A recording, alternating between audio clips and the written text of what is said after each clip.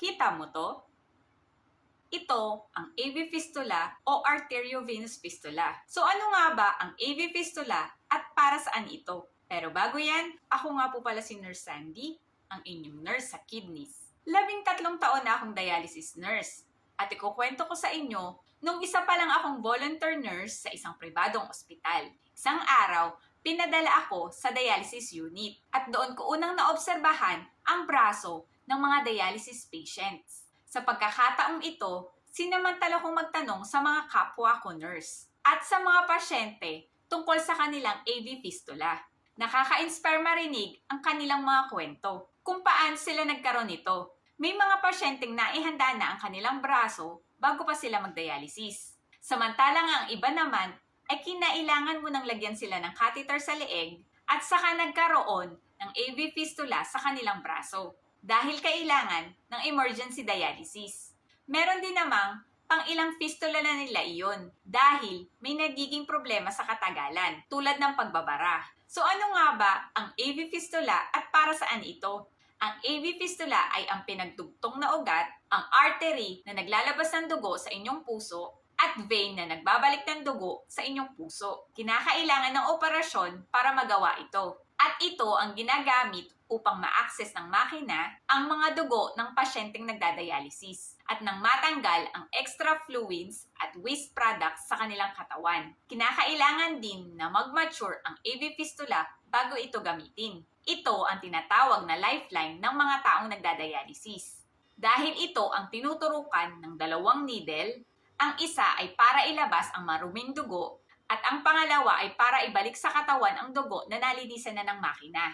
Kaya naman napakahalaga na ito'y ating alagaan dahil ito ang tanging paraan para madugtungan ang buhay ng mga dialysis patients habang naghihintay ng kanilang kidney transplant.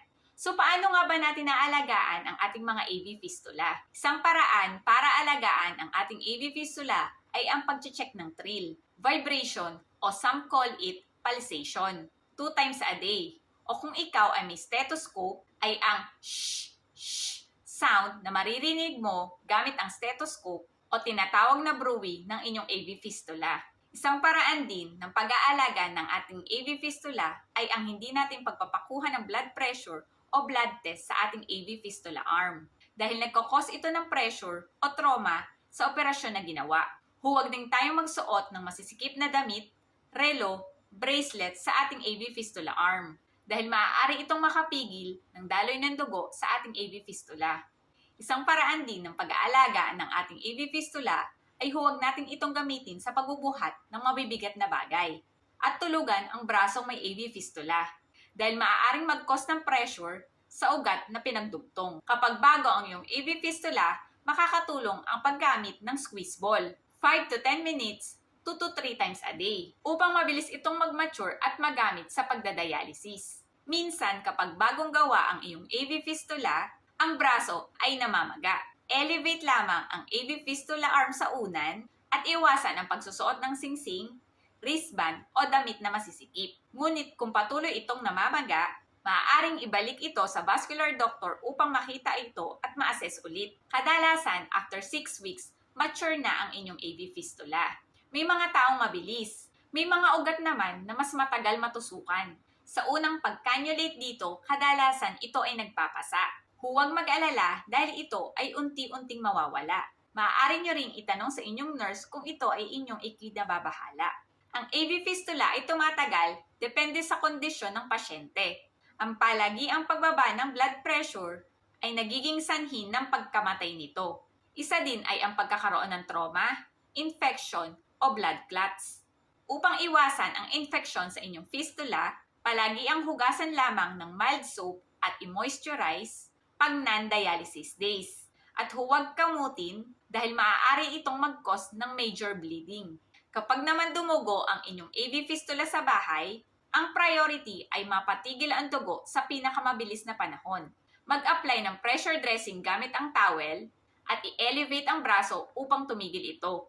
Kapag hindi ito tumigil sa loob ng 10 to 15 minutes, pumunta agad sa pinakamalapit na ospital dahil naniniwala ako na napakahalaga ng mga access tulad ng AV fistula sa mga taong nagdadialysis. dahil ito ang nagdurugtong ng kanilang buhay. Dahil ang kalaban natin dito ay ang pagkasira ng kanilang lifeline nang dahil sa kakulangan ng kaalaman paano ito alagaan. Kaya kung isa ka ring health advocate, join me in our group, Usapang Healthy and Wealthy PH. Doon ay magsama-sama tayong magbahagi ng ating mga mumunting nalalaman kung paano alagaan ang ating katawan para sa ikauunlad ng ating pamumuhay. I hope nakatulong ang video na ito sa inyo. Please like, share, and follow nyo na rin. At i-comment mo na rin dyan sa baba kung ano pa ang mga bagay na ginagawa mo upang alagaan ang inyong AV fistula. Huwag kakalimutan, true wealth is health.